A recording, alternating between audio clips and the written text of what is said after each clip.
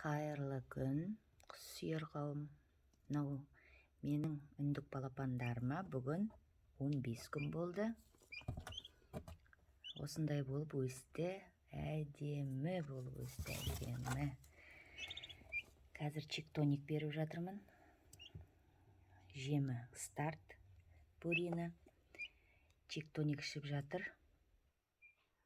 Бұларға бірінші мен глюкоза мен аскорбинка бердім. Бір дрожжеден литровый банкеге кезіп, содан 5 күн беріп, бірінші күннен бастап 5-ші күнге дейінді. 5-ші күн 2 күн, сосын таза су ішеді. 5 күн жаңағы витаминдерін ішеді. Енді қазір етенші 5 күндігінде чик-тоник берім. Или гамма-тоник, менде чик-тоник бар, чик-тоник 5 күн берім. Суббота-воскресенье суын берім. Ажанда понедельниктен бастап 1 тетрациклин мен 1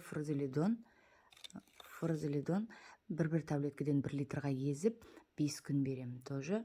Одан кейін витом жүреді, сосын кальций борглюканат. Бұның бәрін біз мына құстар ауырмас үшін береміз.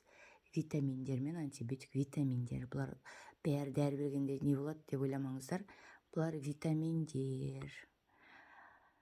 Естіп құстарымызды өсіреміз. Астындағы пеленкасын күнде жуып ауыстырып тұрамыз. Қазір күн ыссы ғой, жуып сразу кеуіп қалады ғой. Сосын астын ауыстырып тұрамыз. Пока әлі брудерда, коробкада тұр. Міне 15 күнде осындай болып балапандар өсті.